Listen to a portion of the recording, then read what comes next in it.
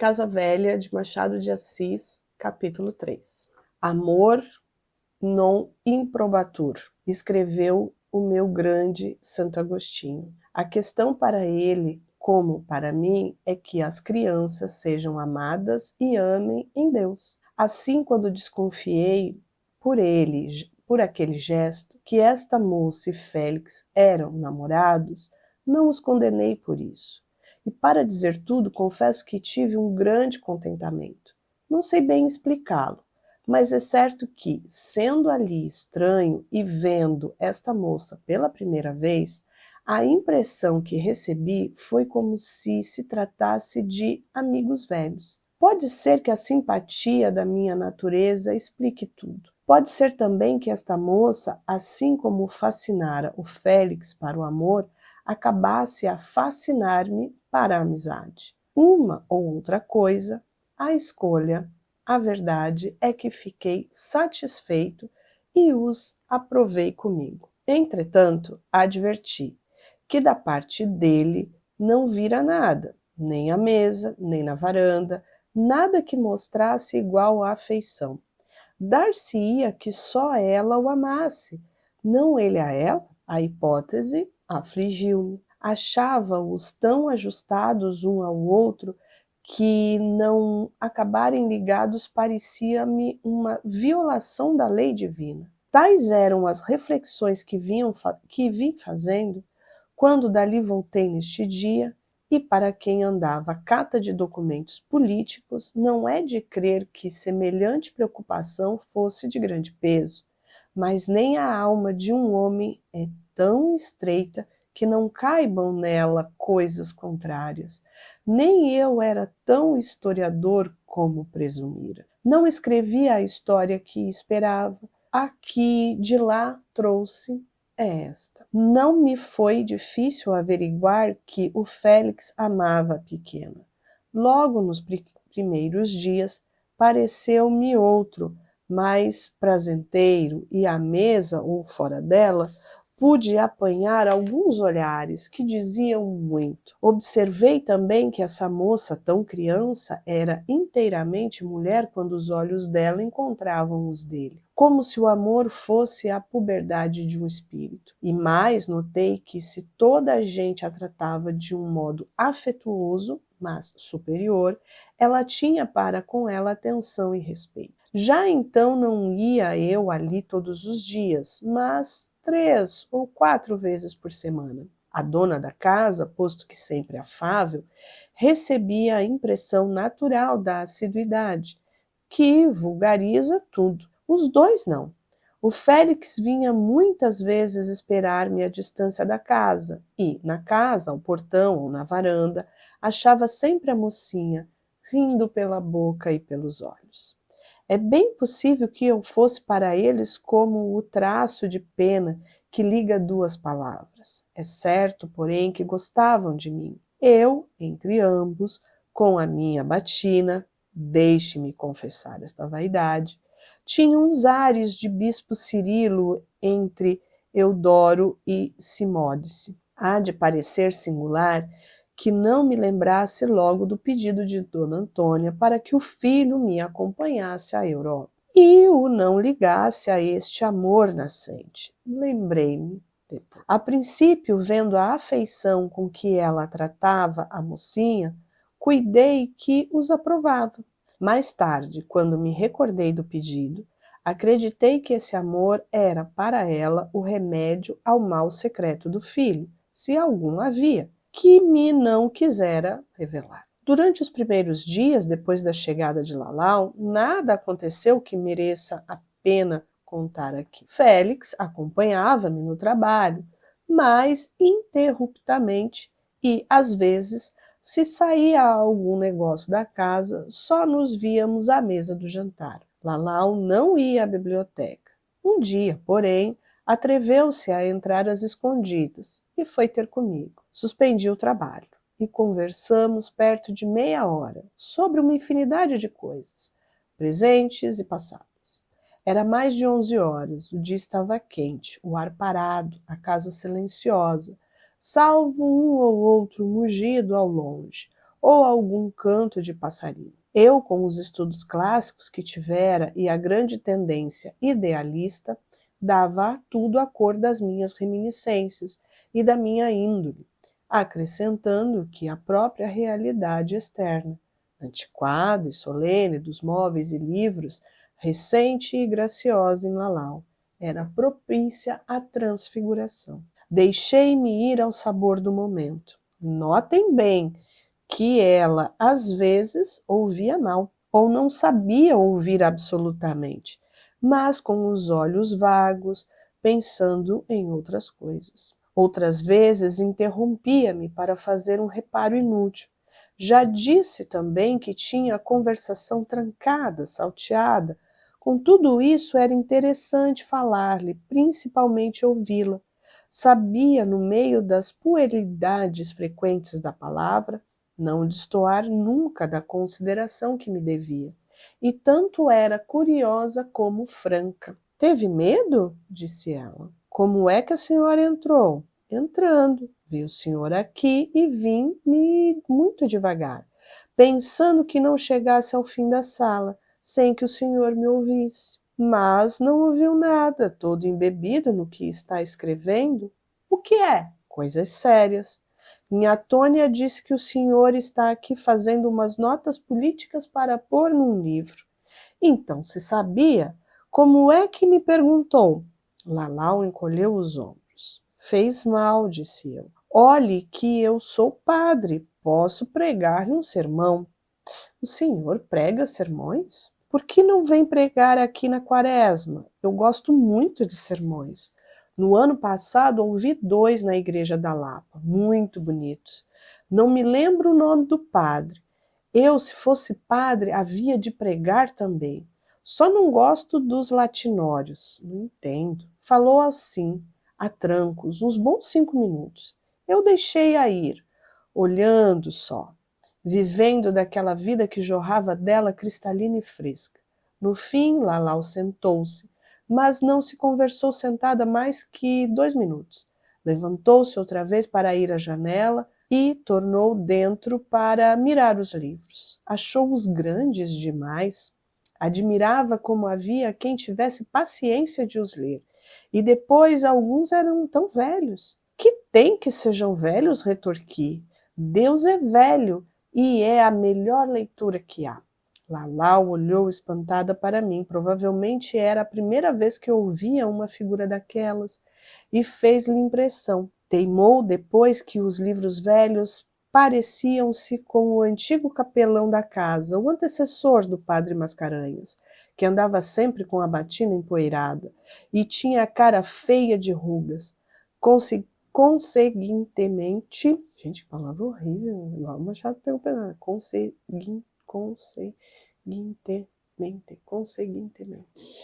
Conseguintemente. De conseguinte, na sequência. Caraca. Ele pegou uma conjunção e transformou num advérbio. Conseguintemente, vieram histórias do capelão, e nenhuma delas, nem de outras, entrava o Félix. Exclusão que podia ser natural, mas que me não pareceu casual. Como eu lhe dissesse que não se deve mofar dos padres, ela ficou muito séria e atenta, depois rompeu rindo. Mas não é do senhor, de mim ou de outro, é a mesma coisa. Ora, mas o outro era tão feio, tão lambuzão, disse-lhe com as palavras que podia, que o padre é o padre, qualquer que seja a aparência. Enquanto ele falava, ela dava alguns passos de um lado para outro. Cuido que para sentir o tapete debaixo dos pés. Não havia senão ali na sala de visitas fechada sempre. De quando em quando parava e olhava de cima as figuras desbotadas no chão. Outras vezes deixava escorregar o pé. De propósito, tinha o rasgo pueril de achar prazer em qualquer coisa. Está bom, disse-me ela finalmente. Não precisa brigar comigo, não falo mais do capelão. Pode continuar o seu trabalho, vou-me embora. Não é preciso ir embora. Muito obrigado. Quer que fique olhando para as paredes enquanto o senhor trabalha? Mas se eu não estou trabalhando, olhe, Se quer que eu não faça nada, sente-se um pouco, mas sente-se de uma vez. Lalau sentou-se. A cadeira em que se sentou era uma velha cadeira de espaldar de couro lavrado e pés de arco. Dali olhava para fora e o sol entrando pela janela vinha morrer-lhe aos pés. Para não estar em completo sossego, começou a brincar com os dedos, mas cessou logo, quando lhe perguntei a queima-roupa se lembrava da mãe. As feições da menina puderam... Ai, que difícil. As feições da moça perderam instantaneamente o ar alegre e descuidado. Tudo que havia nela frívolo converteu-se em gravidade e compostura, e a criança desapareceu, para só deixar a mulher com a sua saudade filial. Respondeu-me com uma pergunta. Como podia esquecê-la? Sim, senhor. Lembrava-se dela, e muito, e rezava por ela todas as noites para que Deus lhe desse o céu. E com certeza estava no céu.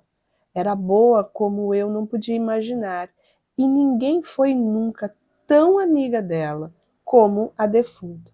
Não negava que Antônia lhe queria muito e tinha provas disso, e assim também as mais pessoas da casa, mas a mãe era outra coisa. A mãe morria por ela, e quase se pode dizer que foi assim mesmo, porque apanhou uma constipação estando a tratá-la de uma febre, e ficou com uma tosse que nunca mais a deixou. Doutor negou, disse que a morte foi de outra coisa. Ela, porém, desconfiou sempre que a doença da mãe começou dali, tão boa que nem quis que ela a visse morrer, para não padecer mais do que já padecia. Não pôde vê-la morrer. Viu-a depois de morta, tão bonita, tão serena, parecia viva. Aqui levou os dedos aos olhos. Eu levantei-me e disse-lhe que mudássemos de conversa, que a mãe estava no céu e que a vontade de Deus era mais que tudo. Lalau escutou-me com os olhos parados, ela que os trazia como um casal de borboletas. E depois de alguns instantes de silêncio, continuou a falar da mãe, mas já não da morte, senão da vida, particularmente da beleza. Não, eu não podia imaginar como a mãe era bonita. Até parava gente na rua para vê-la, e descreveu-a toda como podia, mostrando bem que as graças físicas da mãe, aos olhos dela, eram ainda uma qualidade moral, uma feição, alguma coisa especial e genuína que não possuíram nunca as outras mães. Deus que a chamou para si, disse-lhe eu, lá sabe por que é o que fez. Agora tratemos dos vivos. Ela está no céu. A senhora está aqui, ao pé das pessoas que a estimam. Oh, eu dava tudo para tê-la ao pé de mim, na nossa casinha na Cidade Nova. A casa era isto, continuou ela, levantando as mãos abertas diante do rosto e marcando assim o tamanho de um palmo. Ainda me lembro bem, era nada, quase nada. Não tinha lá tapetes nem dourados, mas mamãe era tão boa, coitada de mamãe. Olha o sol, disse eu, procurando desviar-lhe a atenção. Com efeito que o sol ia subindo, começava a lamber-lhe a barra do vestido. Lalau olhou para o chão, quis recuar a cadeira, mas, sentindo-se pesada, levantou-se e veio ter comigo, pedindo-me desculpa de tanta coisa que dissera, que não interessava a ninguém. E não me deu tempo de replicar, porque acrescentou logo outro pedido, que não contasse nada em Antônio. Por quê? Ela pode acreditar que eu disse isso por não estar bem aqui, e eu estou muito bem aqui, muito bem. Quis retê-la, mas a palavra não alcançou nada, e eu não podia pegar-lhe nas mãos. Deixei-a ir, e voltei às minhas notas. Elas é que não voltaram a mim, por mais que tentasse buscá-las e transcrevê-las. Lalau ainda tornou à sala, daí a 3 ou 4 minutos, para reiterar o último pedido. Prometi-lhe tudo o que quis. Depois, fitando-me bem, acrescentou que eu era padre e não podia rir dela, nem faltar a minha palavra. Rir? Disse eu em tom de censura. Não se zangue comigo, acudiu sorrindo. Digo isto porque sou muito medrosa e desconfiada, e rápida como um passarinho. Deixou-me outra vez. Desta vez, não tornei as notas. Fiquei passeando na longa sala, consteando as estantes, detendo-me para mirar os livros, mas realmente pensando em Lalau. A simpatia que me arrastava para ela complicava-se agora de veneração, diante daquela explosão de sensibilidade, que estava longe de esperar da parte de uma criatura tão travessa e pueril. Achei nessa saudade da mãe tão viva, após longos anos, um documento de grande valor moral, pois a afeição que ali mostravam o próprio contato de opulência podiam naturalmente tê-la amortecido, substituído. Nada disso. Lalau daria tudo para viver ao pé da mãe. Pensei também no silêncio que me recomendou, medrosa de que a achassem ingrata, e este rasgo não me pareceu menos valioso que o outro.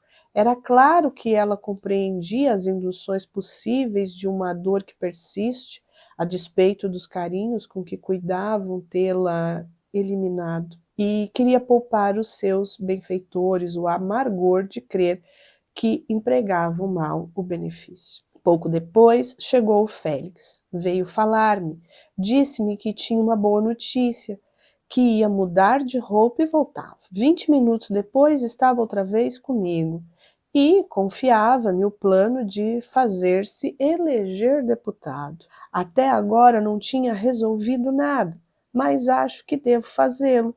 Sigo a carreira do papai. Que lhe parece, reverendíssimo? Parece-me bem. Todas as carreiras são boas, exceto a do pecado. Também eu, há algum tempo, andei com fumaças de entrar na Câmara, mas não tinha recursos nem alianças políticas, desisti do emprego. E assim foi bom. Sou antes especulativo que ativo. Gosto de escrever política, não de fazer política. Cada qual como Deus o fez. O senhor, se sair a seu pai, é que há de ser ativo, e bem ativo. A coisa é para breve? Não me respondeu nada, tinha os olhos fora dali, mas logo depois, advertido pelo silêncio: Ah, o quê? Não é para já, estou arranjando as coisas. Estive com alguns amigos do papai e parece que há um furo. Como sabe, há muitos desgostos contra o regente. Se o imperador já tivesse a idade de constituição, é que era bom. Ia-se embora o regente e o resto. Pois é verdade. Creio sim. Entretanto, nunca tinha pensado nisso seriamente. Mas as coisas são assim mesmo. Que acha? Acho que fez bem. Em todo caso, peço-lhe segredo. Não diga nada à mamãe. Que ela se oponha? Não. Mas pode ser que não se alcance nada.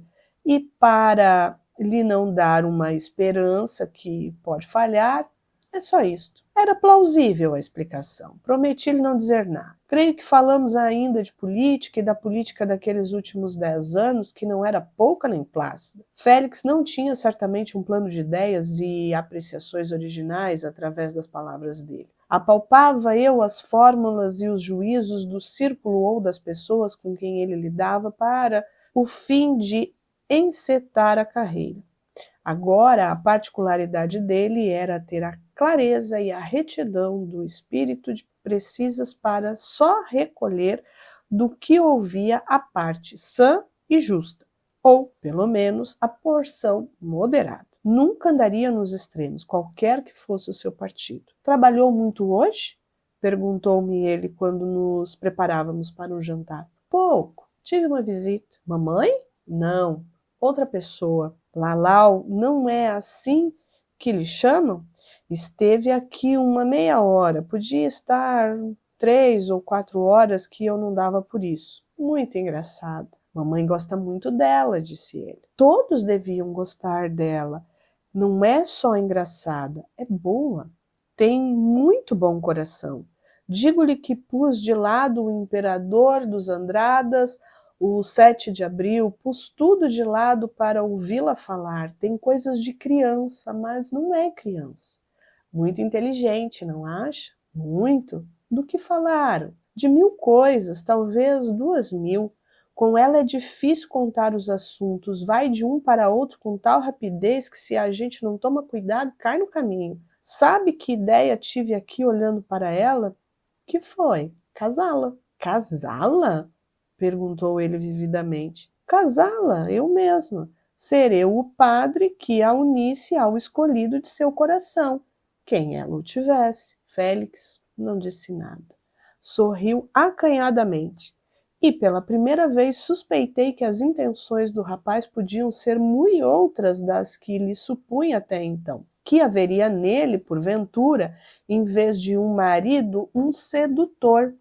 Não alcanço exprimir como me doeu essa suposição, ia tanto para a moça que era já como se fosse minha irmã, o meu próprio sangue, que um estranho ia corromper e prostituir. Quis continuar a falar para escrutar-lhe bem a alma. Não pude, ele esquivou-se e fiquei outra vez só.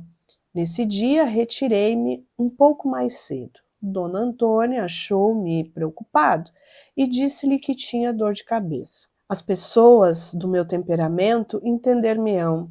Bastou que uma ideia se me afigurasse possível para que eu a acreditasse certa. Vi a menina perdida. Não houvera ali uma agregada seduzida em 1835 por um saltimbanco, como me dissera Dona Antônia? Agora não seria um saltimbanco, mas o próprio filho da dona da casa? E assim explicou-se-me teima de Dona Antônia em arredar o filho do Rio de Janeiro, comparada com a afeição que tinha a menina. Refleti na distância social que os separava.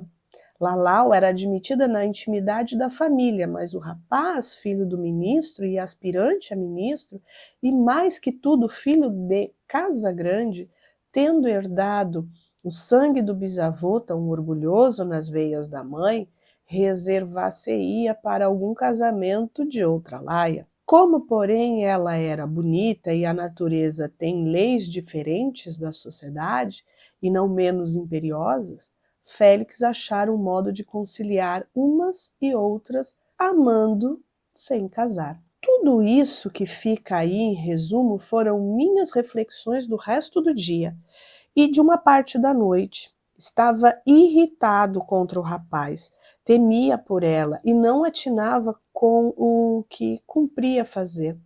Pareceu-me até que não devia fazer nada, ninguém me dava direito de presumir intenções e interferir nos negócios particulares de uma família que, de mais a mais, enchia-me de obséquios.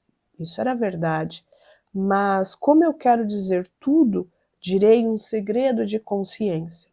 Entre a verdade daquele conceito e o impulso do meu próprio coração, introduzi um princípio religioso e disse a mim mesmo que era uma caridade que me obrigava, que no Evangelho acharia um motivo anterior e superior a todas as convicções humanas. Essa dissimulação de mim para mim podia calá-la agora, que os acontecimentos lá vão, mas não daria uma parte da história que estou narrando, nem explicaria bem. Lalau não me saía da cabeça. As palavras dela, suas maneiras, ingenuidade e lágrimas acudiram-me em tropel à memória e davam-me força para tentar dominar a situação e desviar o curso dos acontecimentos. No dia seguinte, de manhã, quis rir de mim mesmo e dos meus planos de Dom Quixote, remédio histórico, porque é tal a risada do apupo que ninguém tolera em si mesmo. Mas não consegui nada. A consciência ficou séria e a contração do riso desmanchou-se diante de sua impassibilidade. Compus 5 ou 6 planos diferentes, alguns absurdos. O melhor deles era avisar a tia da menina, mas rejeitei-o logo por achá-lo odioso. Em verdade, ia dissolver laços íntimos a título de uma suspeita que apenas podia explicar a mim mesmo. E, se era odioso, não era menos imprudente. Podia supor-se que eu cedia a um sentimento pessoal e reprovado. Rejeitei da vista esta segunda razão, mas atirei-me a primeira, e dei de mão ao plano. O melhor de tudo, refleti finalmente, é observar e fazer o que puder, segundo as circunstâncias, mas de modo que evite estralar. Tinha de ir almoçar com um padre italiano no Hospício de Jerusalém, o mesmo que me falara na obra florentina e me dera ocasião de brilhar na Casa Velha. Fui almoçar, no fim do almoço apareceu lá um recém-chegado, um missionário, que vinha das partes da China e do Japão, e trazia muitas relíquias preciosas. Convidara-me a vê-las. Missionário era lento na ação, derramado nas palavras, de modo que despendemos naquilo um tempo infinito, e saí de lá tão tarde que não pude ir à Casa Velha. De noite constipei, apanhei uma febre e fiquei 5 dias de cama. Este foi o capítulo 3 de Casa Velha, de Machado de Assis. Eu vou deixar na descrição deste vídeo o link com a playlist completa e todos os capítulos. Não se esqueça de se inscrever no canal, de deixar um like e nós nos vemos nos próximos capítulos. Tchau!